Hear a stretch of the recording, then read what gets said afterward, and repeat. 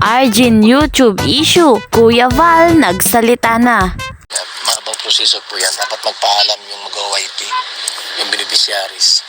Ayan, dapat nagpaalam ka, Arjin, kasi nga, ikaw ay beneficiary ng Kalingap. Ayan, panoorin pa natin yung kasunod na video. Kung magpatuloy sa YT o bibitiwan siya ng Kalingap as beneficiaries. Ayan, maingay pa rin yung YouTube issue ni Arjin. Ayan, bago ang lahat, hello pag-ibig!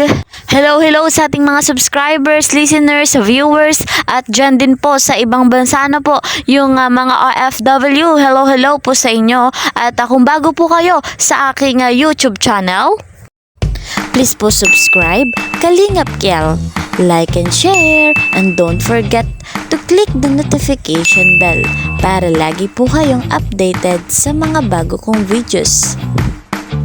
Ayan guys, po mga Kalingap, bago po kayo magbigay ng komento ay tapusin nyo po muna ang ating video. At bago ang lahat, tayo ay patuloy na sumuporta sa ating ama ng lahat, ang bumuo ng Kalingap. Ayan kay Val Santos Matubang at kay Kalingap Rob na nagdiriwang ng kaarawan ngayon. Happy birthday Kalingap Rob. Ayan, wishing you a long life and more blessings pa. Ayan, at sa mga hindi pa po nakakapag-subscribe sa kanila, i-subscribe nyo po at malalaman nyo kung gaano kabuti ang kanilang puso. Ayan guys, nagsalita na nga si Kuya Val Santos Matubang about sa issue ni Arjin sa pag-YouTube niya.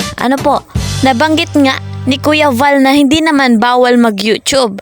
Kaya lamang kung gagamitin niya para kumita ng pera ay mali yun. Lalo nga at isa siya sa beneficiary ng Kalingap.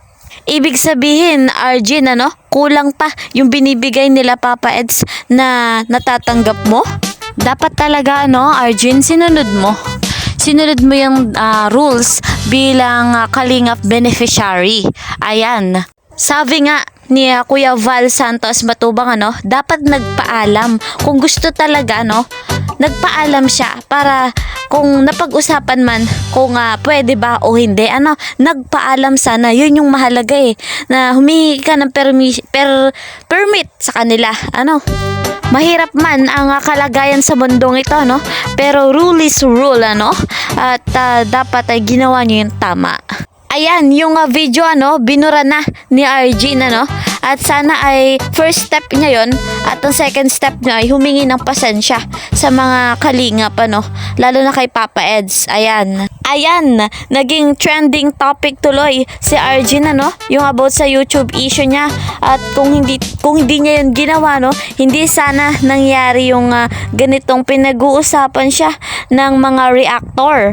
Ang masasabi ko lamang ay Arjin, gawin mo na yung second step. Humingi ka na ng sorry, at hindi naman mahirap magsabi ng sorry, at lalo na't mababait ang mga Kalingap.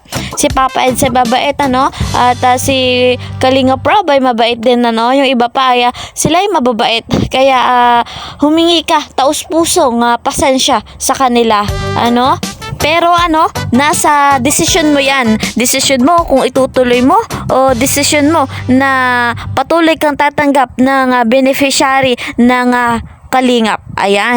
Ayan guys, patuloy pa rin nating suportahan ang mga love team, ang Jom Carl, Danjoy, at lalo na ang ating EDC.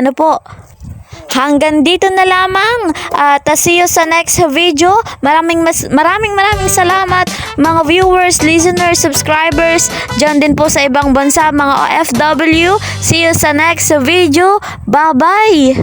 Please po subscribe, Kalingap Kiel, like and share, and don't forget to click the notification bell para lagi po kayong updated sa mga bago kong videos.